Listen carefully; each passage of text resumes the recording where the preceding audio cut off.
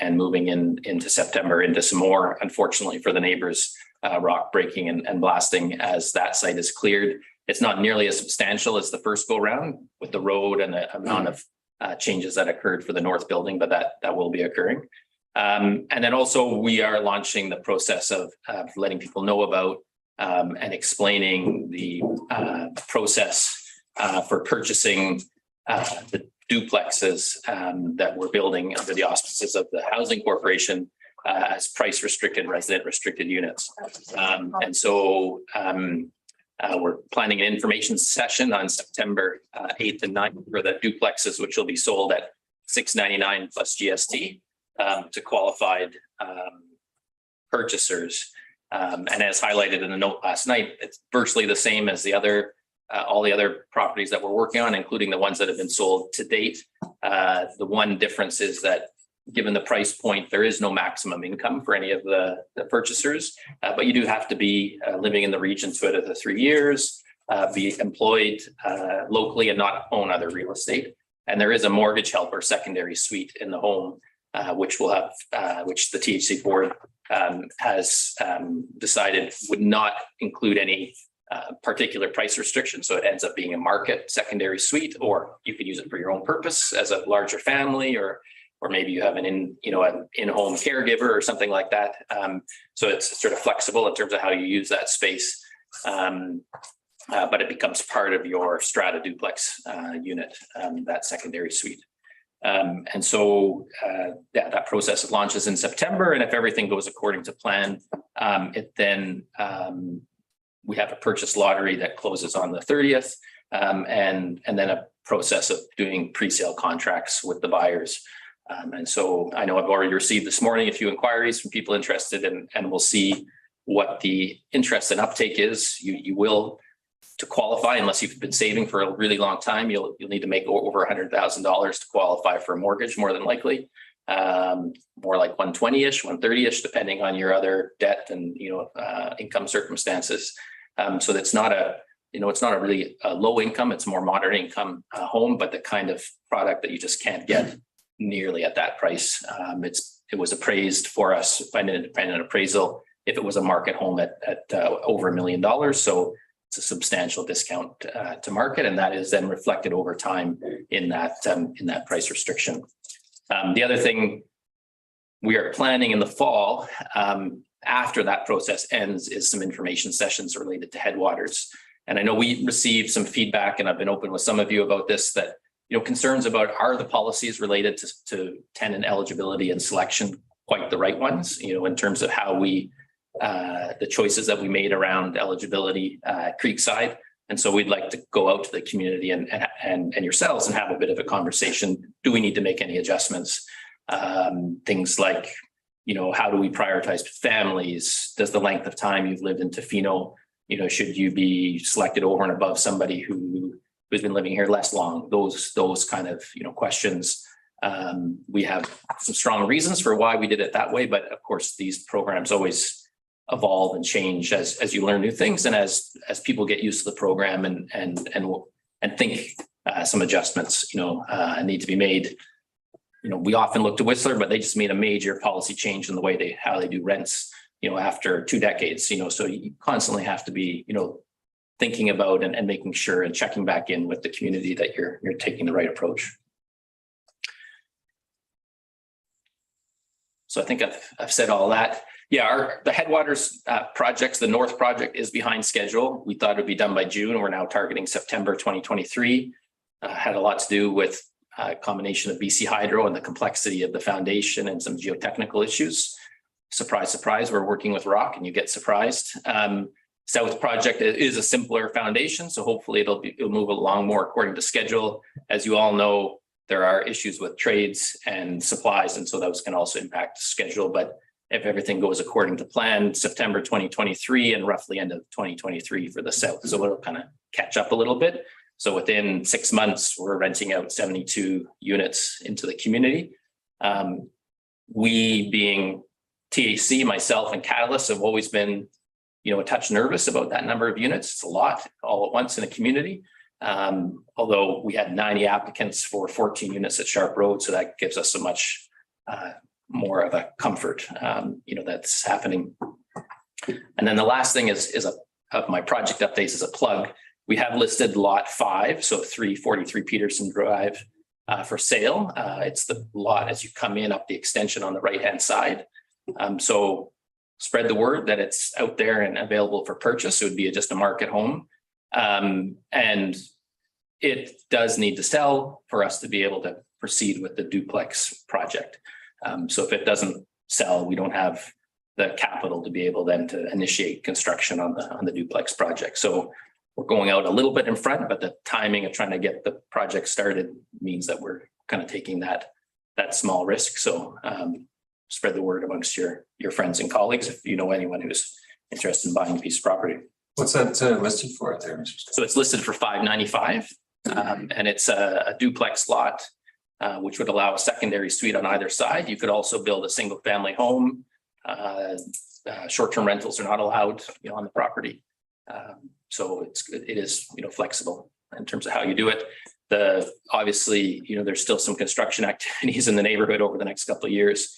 And for the interim, the road is only going to be a gravel road until next year, and through the rest of the spring, because with all that rock movement in the two projects, it doesn't make any sense to put down pavement until the bulk of that heavy machinery activity is completed.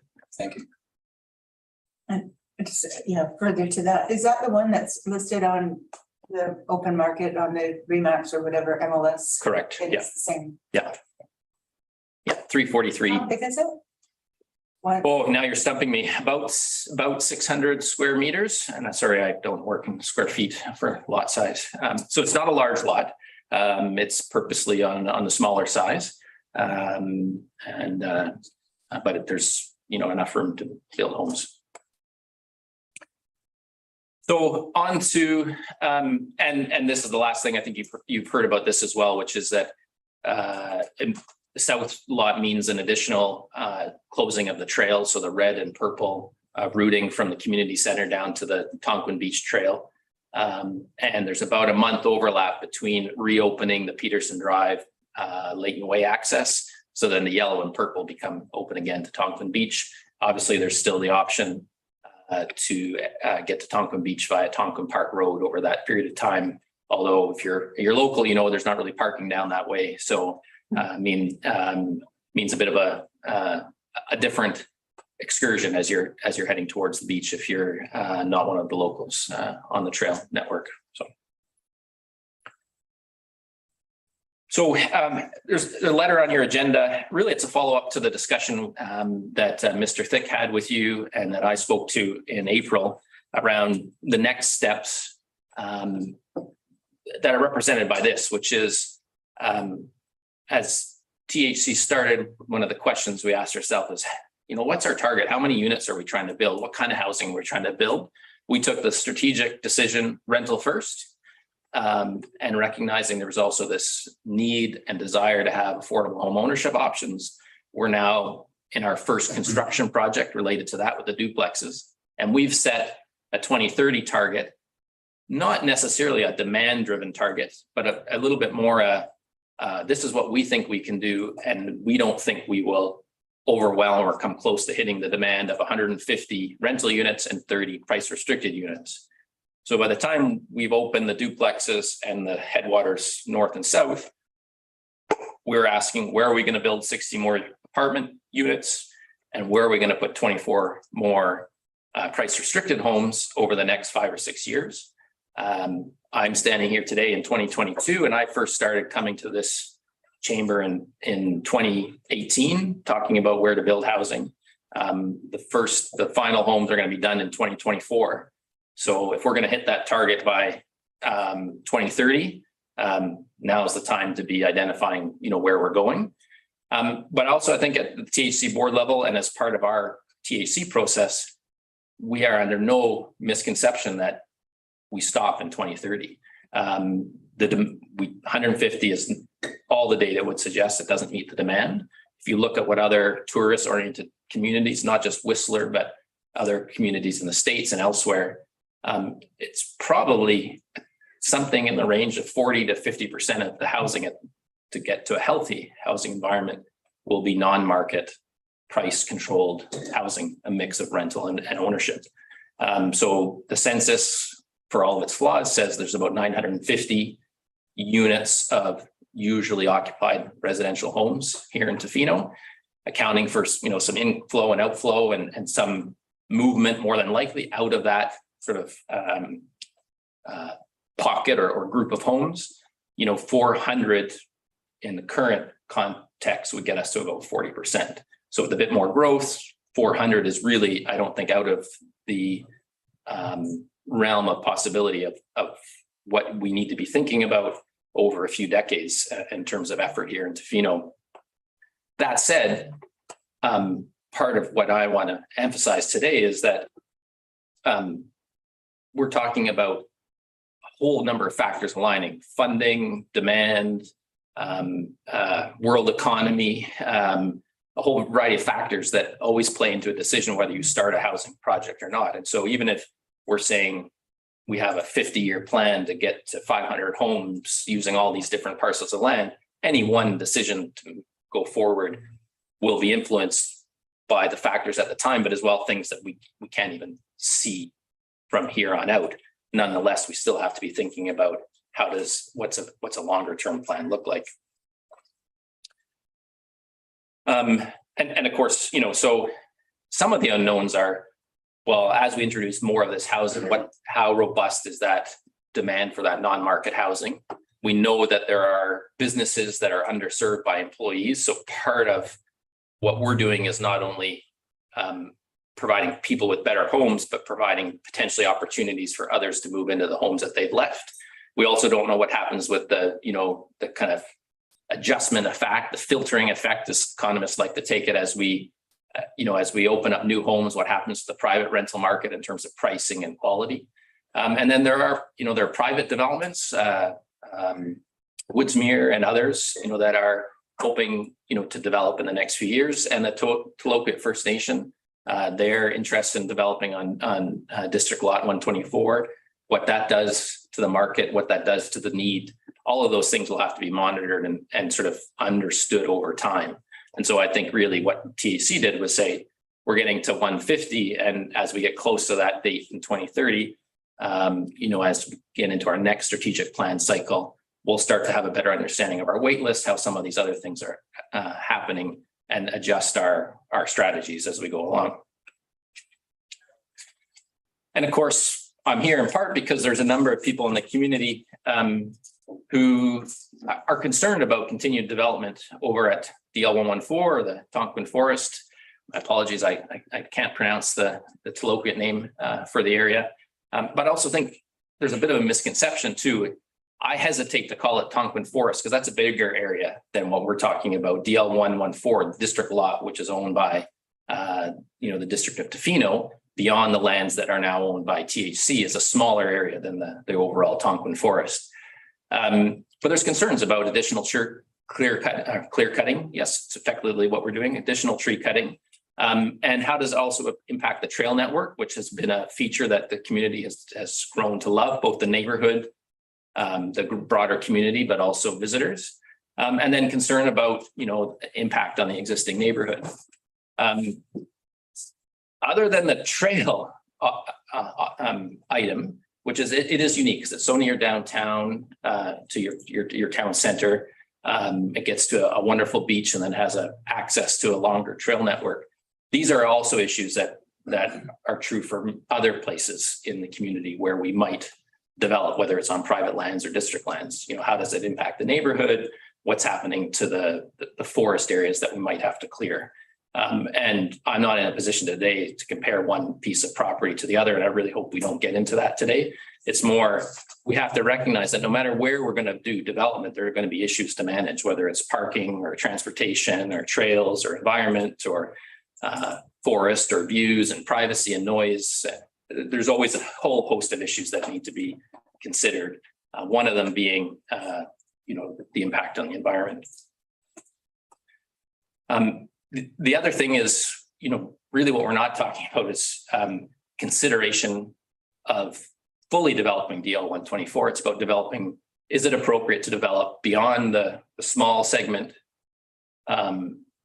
I don't know if this pointer, I don't think works, does it? Anyway, beyond the small hatched area, which is where we're developing now, is it appropriate to do more? And I don't know if this is so relevant, but some people like to say, Ian, you should say this, which is the other homes we're looking at there, the school we're looking at there, all were part of DL 114 at one point. And it's been a slow expansion into this area of housing. And back in 2005 was identified as the most appropriate area for considering affordable and attainable housing development. And when you look at all the other lands that you have, it starts to make some sense why that was the choice. It's near town, it's walkable.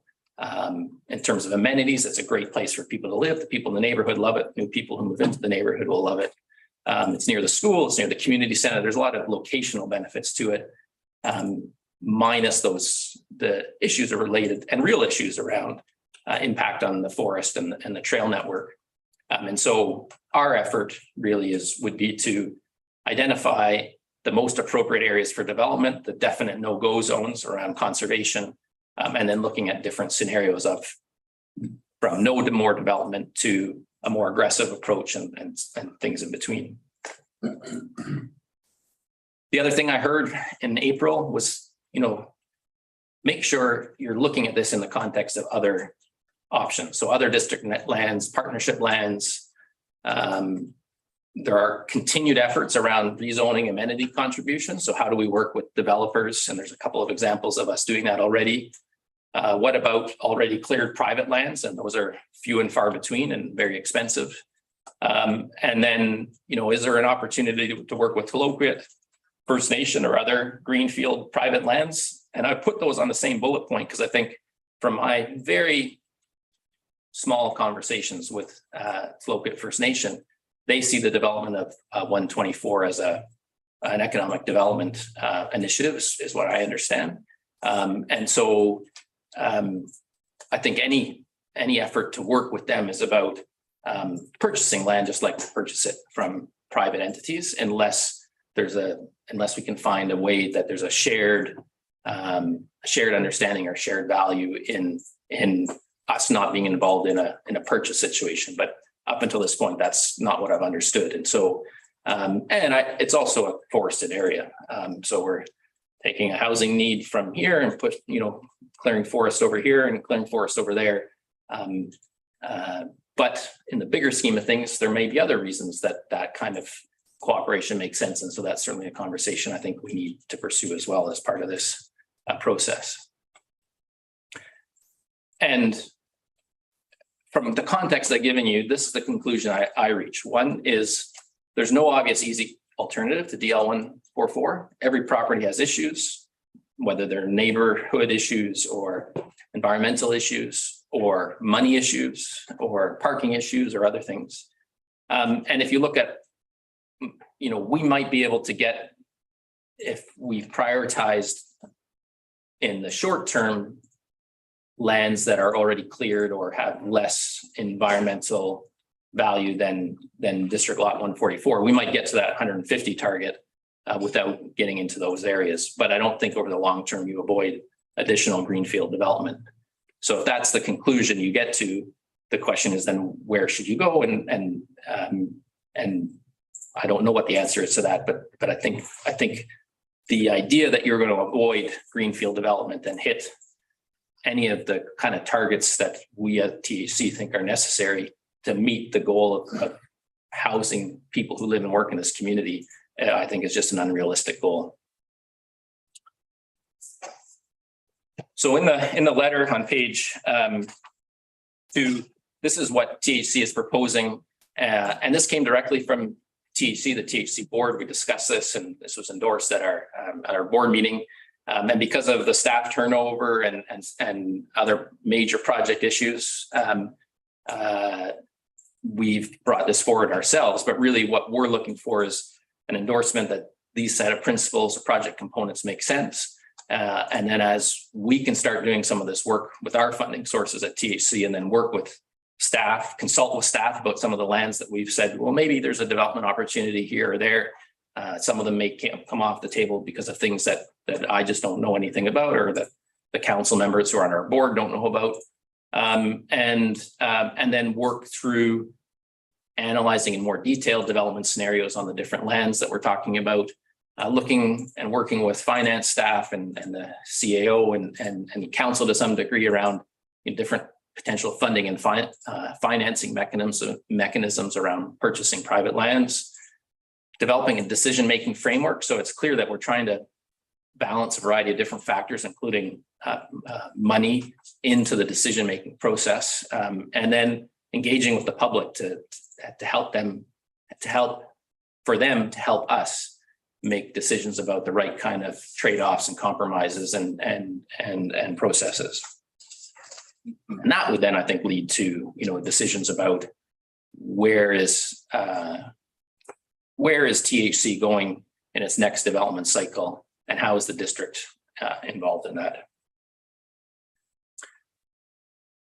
And so a very first take cut at the district lands was presented in the letter. I have some slides of where all these lands are if you want to take a look, but really the lens of analysis that was done was, is it already well used from a human perspective, or legally constrained by covenants or other things that would be almost impossible to change?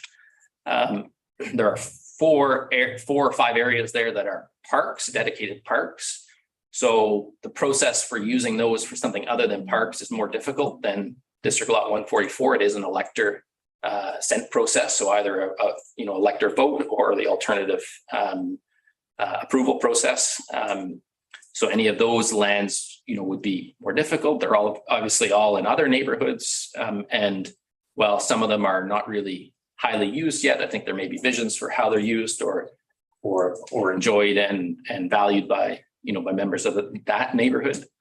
The ones in black are all properties that are that aren't parks, and our 181 though is also, and to some degree Lone Cone Road Park are treed. The other ones have other issues. The parking lots downtown, they're not big. They serve other purposes, in the community. And I think, if we use them for housing would constrain how you might do things like the library or a revamped municipal hall. So there are other bigger kind of factors to consider as well. But really the idea would be to throw all that into the hop and allow the community at large to kind of weigh in on some of these difficult but also important decisions. So that's where I'd like to stop and take questions, and looking for hopefully an endorsement of the project components we've outlined here, or slight variation on it if you think it's appropriate. Thank you. Thank you, Mr. Scott. Questions from the council and comments? And we have no resolution before us, so we're not constrained, but we can certainly open up a discussion. Councillor Thick. Well, one of the questions that we haven't, it's kind of like DL 114 or these other less tangible, less amenable properties that we've itemized here. But the other question for me is, how much more do we want to do? And we haven't talked about that really at all as a council, as a community. And I feel like that is a big question that I personally would like to answer. I've heard a lot more pushback in the community about, DL 114. And that's because I'm listening for that and I'm asking people. That's true. But people also do come up to us and give us that information. And, it is true that I live close to this area, but I see what's going on in that trail because I walk it almost every day, or I see what's going on. That beach is overwhelmed most days of the summer. The trails are very, very well used, which is a good thing. But I guess I'm just cognizant of the fact that we have given millions of dollars as a community and land value and other in other ways. And yes, that has been met by the government. And thank you to you for doing all of that legwork that has allowed those things to happen. But for me personally, I would like to just have a bit of a pause here. We've got, as you said in your presentation, we have Woodsmere, and we don't know what's going to happen in 124. And for me personally, I kind of lost that off my radar, but there's a lot of projects coming down the pipe. And I would like to give, a chance for those private developments to make their contributions and catch up. And even more importantly, and I don't think this will come as a surprise to anybody here, that I feel as a community, we're putting all our eggs in that basket. Yes, we also have a wastewater treatment to deal with, but we, before there was affordable housing, before there was wastewater treatment, there was this crying need in this community to have a community center. And we're, after 30 years of being here, we are not one step, well, we have a drop. I shouldn't say, but we are no closer. And how do we put people in very small spaces all together on a piece of land and say, go and enjoy your life?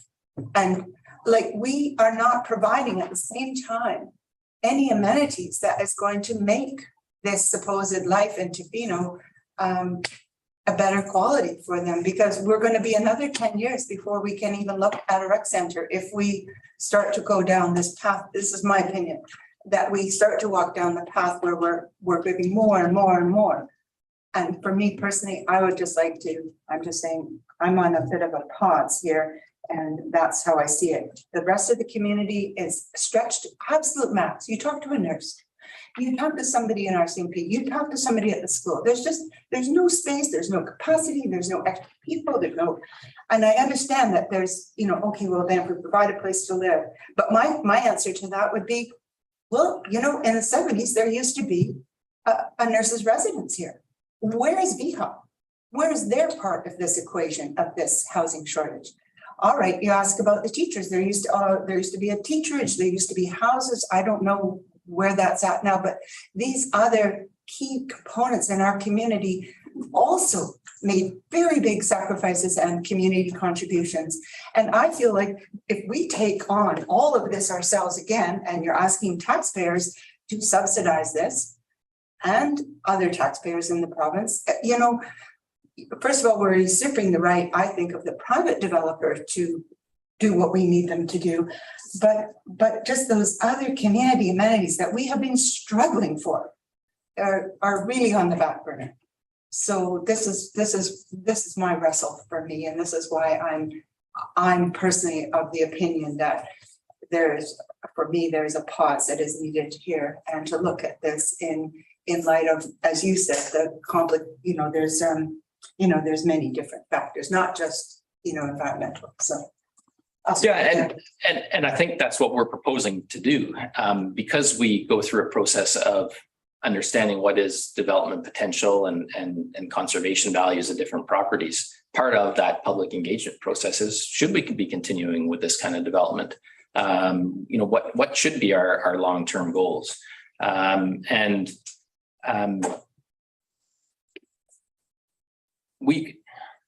It's difficult in this forum to have a good discussion and debate about market versus non-market development.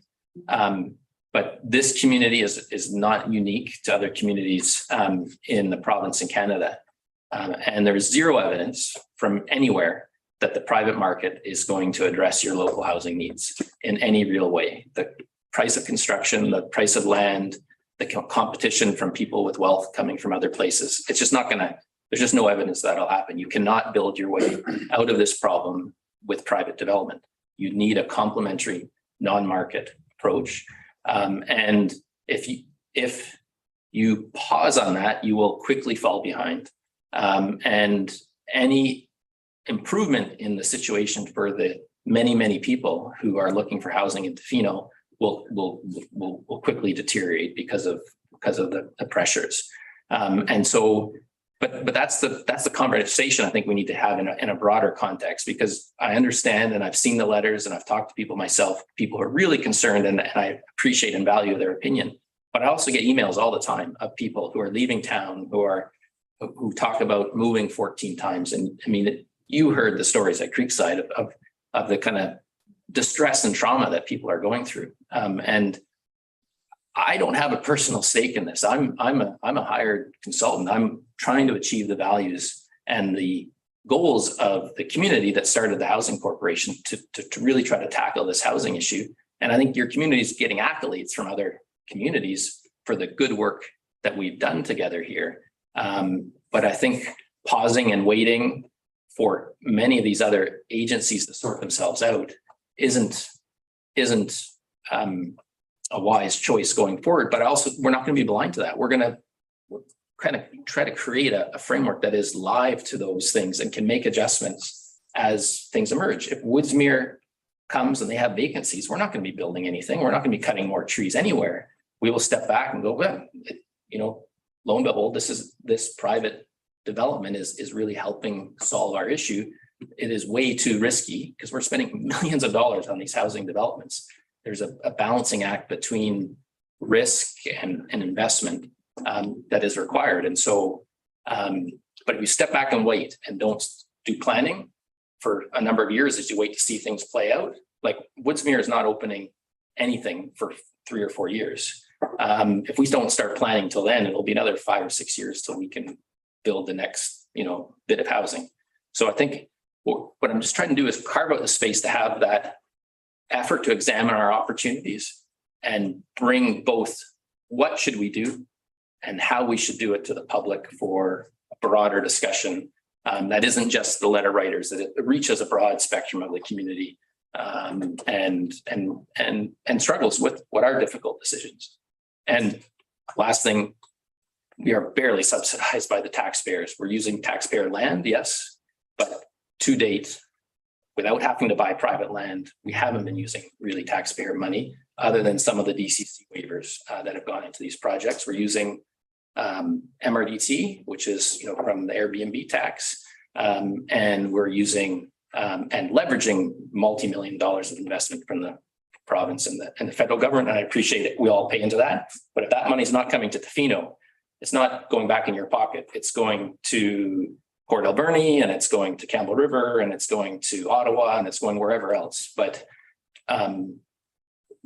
part of what we've been successful at is putting local resources on the table to get that substantial, higher government or senior government investment in this community for housing. Yeah, I just finished with just saying,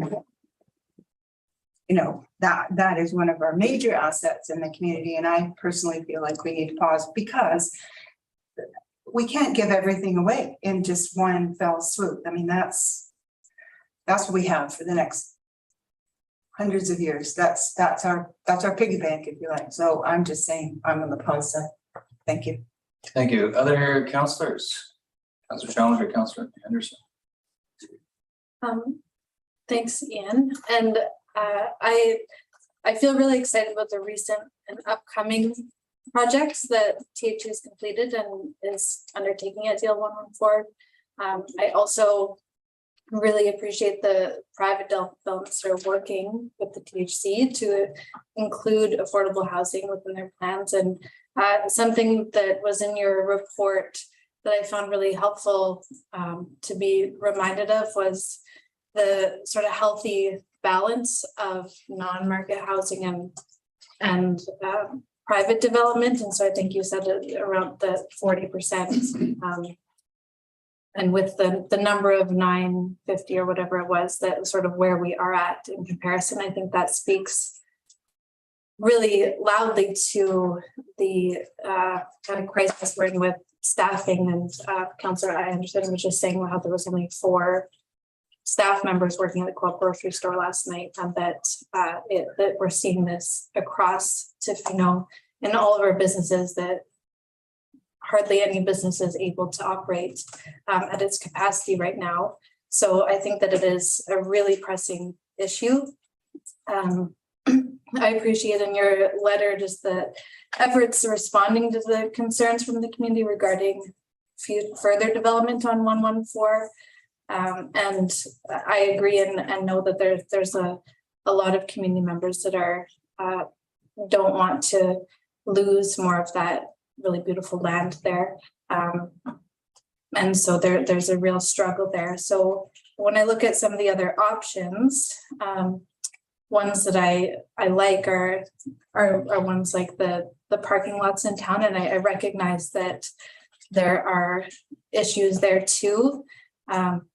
I definitely lean towards the side of looking into the future that transportation and people owning, 1 vehicle per person, I think just isn't going to be realistic going forward. So when I think of, I tend to agree with the, parking being one of the least valuable ways to use land. So I'm interested in looking more into that and how that will play into the future of this town. Some of the other options like parklands, for me, I'm more hesitant to see those being used for housing, because I think that those play a big role in quality of life for families living here. So yeah, those are some of my initial thoughts on the options that were put out and where we're at, but it's challenging for sure. Yeah, thanks. Yeah, and I guess maybe just to say the decision-making framework I have in mind, and I haven't like to be part of the work to come up with that, is I have in mind something that articulates what are some of those priorities, and something that can evolve over time as well, so that it's, yeah, you prioritize where you go, and maybe in 10 years you go, no, we can't go any further over here because this is down on our priority list and we have to factor in these other things. Or you pull out that decision-making framework, say, yeah, in the context, it does make sense now to make this choice that 10 years ago didn't feel like the right one, but maybe today it is. And I think that's where I see it going. I'd like to say just one more point to summarize too, that I do agree in that what's been said before, that I think there are some limits to growth for sure. And that should definitely be part of the conversation, but I feel that it's true that now there is not enough housing like for the current population here. So that's I think that we still do need to solve that, even if there are limits to growth. Thank you, Councillor Anderson. Yeah, I mean, I'm on the housing corporation as well, so I mean, there's recommendations were supported by 3 council members coming out of there. So I mean, I think our positions are fairly considered at that table already, but I supported the resolution to look towards dedicating parkland or some form of that to parts of District Lot 114, and the resolution that is in the staff report that's before us as well. So and that report is also giving us some ideas about how to proceed and how to what it will take to actually closely look at that and to make those decisions. So it's not about making all the decisions yes or no. It's a very nuanced discussion with land considerations and demands for that land are more than just housing. There's those recreational needs. We've considered a recreation center on part of those lands that actually makes locating housing there a good idea, to have close proximity to some community functions. And as pointed out in the presentation, all those other factors, other lands that from the private sector or lands that we may acquire for the housing corporation through amenity contributions, where that's a lot of things to put together. And I don't think we'll be coming to that decision today at this table, but I'm sort of speaking to councillors, some of the questions Councillor Dick raised more than to a question for Ian. I'm not sure if I'm going off track. I would like to make those points at some point. Yeah, I just want to make a point of where we're not. I don't really want to get into debating each other. Yeah, that's okay. But I would like to point out one thing though. There's this implication or assumption that somehow we're giving this away. Those developments will be paying taxes. There will be taxpayers there. It's not like the taxpayers that exist now are the only taxpayers that are ever going to be here. I've been a renter my entire life in Tofino. I paid $6,000 in taxes this year through my businesses and my rental contributions where I rent.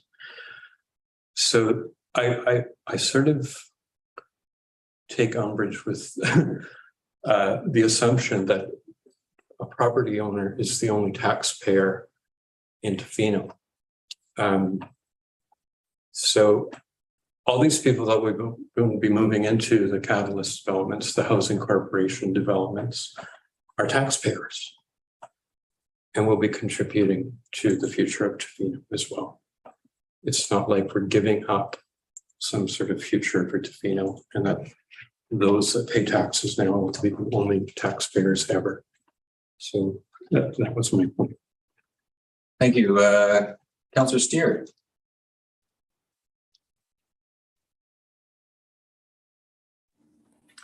Thank you, Mayor Law, and thank you, Ian, for the presentation and listening to my fellow councillors, understanding the complexities of this problem of housing and the way that I'm approaching the conversation is first and foremost, one of the things that came to, when I was first elected in 2018, one of the issues about the needs of our community. And it was very significant that one of the needs of our community was housing, as it is all over the province, but specifically for Tofino. And one of the issues around that need for housing in Tofino was the affordability factor. And so the work that the Tofino Housing Corporation has done to address that issue cannot be overemphasized. The ability for the private market to fulfill that end of that housing spectrum, I do agree with Mr. Scott that it is very limited in that capacity. It is part of the solution, but it is certainly not the complete answer. So the continuation of the work that the Tofino Housing Corporation is doing, I think, is critical to the housing needs of Tofino. To the points that Councillor Thicke was making in terms of the pause, in terms of the other amenities that make a community, and housing, as we know, is one component. And that when we add the numbers. Point of order. Councillor Steer, I do want to just reiterate that we're not debating each other here. So just try to. No, I was emphasizing the points. Thank you. I was emphasizing the points so that I didn't have to repeat them. And so this is not a debate. This is just emphasizing the points that each of the councillors made so that I'm doing a summarization so that I'm not repeating points. Okay. And so the point of that is that there are other community amenities that we need to be looking at as well. And so this is a reiteration, not a debate. And so the point of that being is that we have to consider not housing in it just as a specific, that we have to look at all the other components that make up for the needs of our community. And so with that being said, when we are looking at all the other things that make those important contributions to the community, we have to be very clear about those as well, because the growth will be insatiable. We will always have a very high demand for growth in our community. So the point of all of this is that I do believe that we have to continue looking at those affordable housing options in the context of Tofino Housing Corporation, but as well as what we have been doing as a council in terms of the private developments that have been moving forward and requiring that an affordability factor in the housing area be inclusive of that. I'll just summarize, because all the other councillors have made their points very clearly. I will summarize to say that I am in support of continuing to look at affordable housing options in Tofino, and that Tofino Housing Corporation's contribution to that is important. I don't want to get into the specifics of any of the proposed developments at this point, because I think this is outside of that conversation, and that's where the debate will come in. Thank you. Thank you, Councillor Steer. So my apologies. I thought you were starting out with speaking to meant debate. So my apologies to you. Councillor McMaster. Yeah, I just wanted to hear what everybody else had to say. Housing. You've got to have been living in a bubble if you don't realise that housing is a problem, and especially affordable housing is a problem worldwide, not just Tofino. I don't see anyone, and I read a lot of the press from Al Jazeera to Hindustani Times, who isn't complaining that there isn't enough housing. There certainly isn't enough in Tofino. And the key thing I've learned is, you've got to have land. But if you don't have land, you're not going to get any grant money from anybody. So you've got to have some land somewhere to be able to go and get the grants. The housing corporation, I can see it pivoting in a few years because there's going to be a lot of people that they don't want a rental property. They're going to want to own a house. And we're going to have to probably change. I'm sure some of these people that are in Headwaters or Beachside will probably want to own a house. But they're not going to be able to afford one of the big houses in Tofino. So we're going to have to try and provide affordable housing. So again, we're going to have land so we can then approach the various concerns to get money. About land, we are hooped. And I'm not bothered where the land comes from, whether it's over there or over there. We have to have land somewhere. And you can't get away from that issue. And people want to come here that can afford the big spanking houses, and we're going to need people to service them. Whether it's in hospitals, teachers or whatever, and we're going to have to provide somewhere for them to live. There'll be constraints to growth. The biggest constraint to growth is going to be water. We don't sort that issue. We're going to have to put a moratorium on this town growing, and that decision will have to be made soon. So there's the constraints to growth. It's not housing being a constraint to growth. It's going to be water that's a constraint to growth. That's all I'll say for that. Thank you, Councillor Master. I will finish off here just to thank everybody. And I want to thank you, Mr. Scott, for what you've done so far. The yesterday's email, I was just elated to read it. It's been a lot of work. It's fantastic. And I'm very pleased to see that going forward. I think the request before us is to make some kind of recommendation or decision. I'm not prepared to do that because for several reasons. Because of Councillor Steer, so thick, and everybody's pointed out, and even Councillor McMaster, is that there's a lot more to the discussion that we haven't, as a council or as a community, addressed. And I'm just going to point out a couple of things that Councillor McMaster pointed out. Water, we have water constraints. We don't know what they are, but I guarantee that with 400 more units of non-market housing, plus at least 5 or 6 or 700 more units of market housing that will have to go along with it, it's impossible. It's actually physically impossible right now. And I want to point out too that our wastewater treatment plant is going to be built for 11,800 people. We cannot double our population of Tofino, our residential population of Tofino in the next 10 years because we will exceed our wastewater treatment plant's ability to service the people here. If you add all of the seasonal workers and as well as the visitors, we will exceed our infrastructure. And we'll also see, we'll start to eat into our social infrastructure. I don't know anybody in Tofino who wants to see the population of Tofino double. I have not heard that at all, ever. In fact, I think people say that we're pretty busy and it feels like our carrying capacity is being reached. So I think these questions are bigger questions that have to go into what are we going to do with where are we going to get this 400 non-market housing? Is that what we want? Is that what the town wants? Can we actually do it? I don't think we can, to be honest. And I think that's a real thing we have to deal with and the town has to deal with. So my point is that we have to deal with housing. We have to get non-market housing. I don't see presently the present trajectory of either market housing that are on the table right now, or the non-market projection of 400 more units. I don't see that as sustainable or realistic. We don't have a strategic plan to deal with it.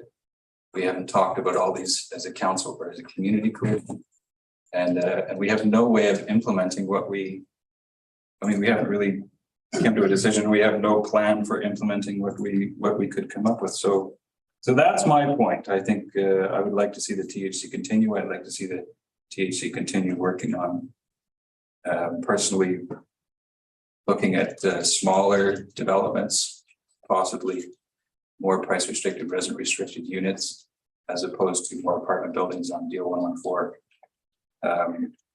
But I've been pretty consistent about that for 2 elections and my entire time as councilman and mayor, so I don't think anybody's too surprised. But that's what I have to say. So I think, depending on what happens with the election, obviously the people that are running are hoping to make it, and I certainly am. I would like to revisit this very soon, and in a more or fulsome, a more community, a larger community discussion. We need to talk about carrying capacity and what we're actually aiming for, and not just you know, some third party demand that we need 2,500 more residents here housed in Tofino. I think we need to talk about it as a community clearly. So that's my opinion. We have no resolution before us. I believe, Ian, can you just clearly, like, what are you hoping for right now? I'm hoping for one of the councillors to put a resolution on the table and for you guys to vote on it. I think we. Today? Today. Yeah, I don't have any authority to Okay. write a report with a recommendation and a resolution. You know, I do work for the Housing Corporation, which is owned by the district, but that's not my role. So that's what I was hoping, is that there'd be an endorsement of the set of principles. And again, you know, like the 400 is a scary number. I appreciate it. But that's like decades away. But it's more even just in the immediate 150, 180 that we've set as a target, given what the need is now today. We don't have land for that. You can say, you know, focus on this, focus on that. We have nowhere else to go yet. And that's the conversation that I'm, you know, expecting that this community needs to have, which is, okay, where do our next 60 to 80 homes, whatever they look like, where do they go? Is it in the parking lot behind this hall? Is it on the Lone Cone Park? Is it in DL 114? At the same time that we're trying to create other opportunities with the private developers, which was highlighted in, you know, in my presentation, but as well in the letter, that we're working on all those fronts. But to, I think, close off any of the opportunities without a more fulsome discussion around a lot of the things you're talking about, is, you know, we're looking for that discussion to continue and to provide a proper forum for having that public decision in the context of the housing need that's there, and also looking at those sort of bigger picture questions around, you know, where's this community going? Okay. So I think, I mean, I understand your desire for resolution from council. I'm unprepared to bring forth a resolution right now. I don't think any councillors have prepared one. I could support the recommendation that the district continue to work with the THC to identify affordable housing opportunities throughout the community. I'm happy with that recommendation. Yeah, I could support that recommendation. That's fine. But that is not a resolution. I think we can all just actually, I'll look to Ms. Atiana for a comment here. Thank you, Mayor Law. Just in consideration of time, I know we have some other items on today's agenda. If council is not ready to make a decision regarding the letter, you can certainly refer the letter to staff, and I can come back at a later date and have a report to council. Alternatively, I believe in my discussions with Ian Scott that we are looking for a way forward, a project plan to continue to consider other locations in future development of affordable housing. And the plan for that is laid out in Mr. Scott's letter for council's consideration. So I see two ways forward. If council is not ready for accepting that plan as laid out by Mr. Scott, then I can certainly have a look at this further and bring it back to council at a future date. I think with all the comments, and I think this bears a larger discussion, that would be my preference. But I'll look to council. One voice, Yeah, well, many. Councillor. I have to agree, but I in my good conscience, even if I can't, sitting here knowing there's an election next month, 6 weeks or 8 weeks time, I can't in good conscience make these kinds of decisions that might in any way encumber a new council who has not even, sat down together. We don't know if anyone in this room will be present 2 months from now. There might be a whole different set of strategic priorities. And for me, at this moment in time, I personally don't feel comfortable moving forward with any further recommendations. I would rather, as you suggested, wait for a little bit more information from, and it being a new council. So then we should just not bother having any more council meetings. Like, No, I, Sorry, Councilor Master, what would you like to say? What was your question? it's a comment, it wasn't. It's a retort.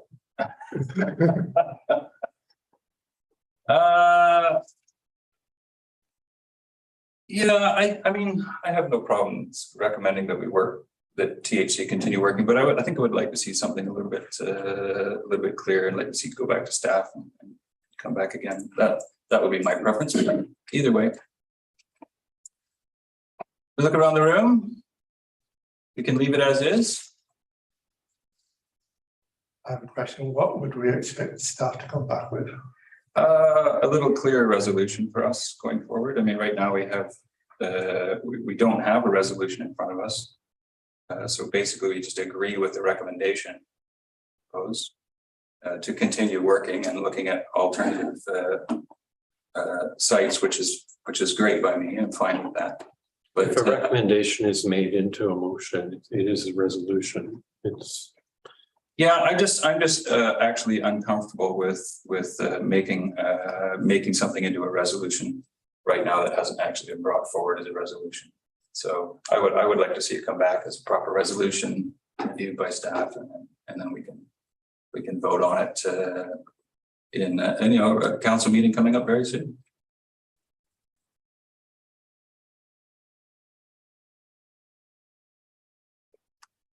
We can do it very, very soon. That work for you, Ms. Atiana? If council would like to refer the letter to staff, it would be very helpful if there was a resolution to that effect. I'll make the resolution to refer the letter to staff, come back at an upcoming council meeting. I'd like a clear definition of what we're doing. A clear definition of what we're coming. What was your suggestion of originally there, Ms. Atiana? I think it's it's challenging for me to be able to comment and provide too much detail with what council would like to see in a response. I would typically hear, or that would typically be included in the resolution. The process laid out in Mr. Scott's letter, that is what I would basically be having a look at. And I could comment further on that process. It may involve a presentation with Mr. Scott again in the future. But the plan that is being laid out before us to consider future affordable housing is what I would be looking at. And I'm unsure at this stage, speaking on the fly, about how much more content I could provide other than what is included in the letter currently. Councillor Challenger. I thought, just to clarify, Councillor McMaster, were you asking when it would come back to council? Yeah, okay, would it be likely to come back to this council? Or would it be to the future, after the next election? That's a good question. I don't know who that's a question for. Councillor, sorry, Ms. Atiana. Thank you, Your Worship. So the next council meeting is next week. So it's unfortunately it won't make it to that council meeting. We'd be looking at the last or the only council meeting in September, which is the last week of September. I think that's fine for me. I wouldn't mind a little bit more time to think about this. I feel comfortable with that. Okay. Then I'll make the resolution that we refer the letter to council or to staff for further review, and then we can come back at the next appropriate council meeting. Seconded by Councillor Challenger. Any further comments? Councillor Anderson? But we have had a staff report and had it before us for a long time. So I'm I was hoping everyone would be prepared to make a decision today, but I will support the resolution. But, you know, hopefully we will take that time to come prepared to make the decision in September. Okay, further comments? Okay, I'm calling the question. All in favor? Any opposed? Motion's carried. Thank you, Mr. Scott. Thank you.